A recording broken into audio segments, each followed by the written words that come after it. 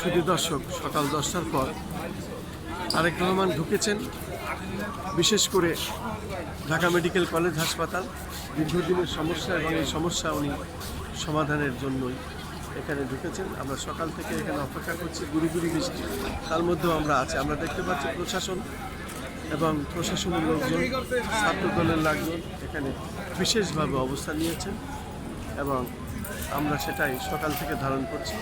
হয়তো এখানে সমস্যা সমাধান বা কী করে সমাধান করা যায়, বিশেষ করে ঢাকা মেডিকেল কলেজ দীর্ঘদিনের এই সমস্যা সমাধানের জন্য মাননীয় প্রধানমন্ত্রী তারেক রহমান নিজে এখানে প্রবেশ করেছেন।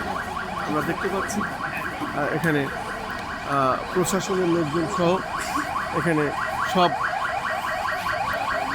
সতর্ক অবস্থায় আছেন। পাশাপাশি আমরা দেখতে পাচ্ছি অ্যাম্বুলেন্স আসছে।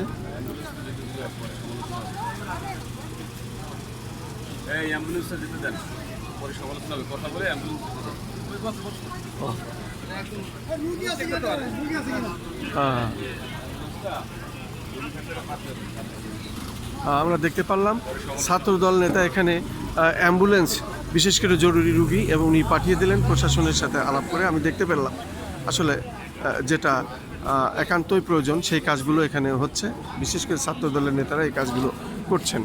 আমি সকাল থেকে এটা দেখতে পাচ্ছি। একটি অ্যাম্বুলেন্স এইমাত্র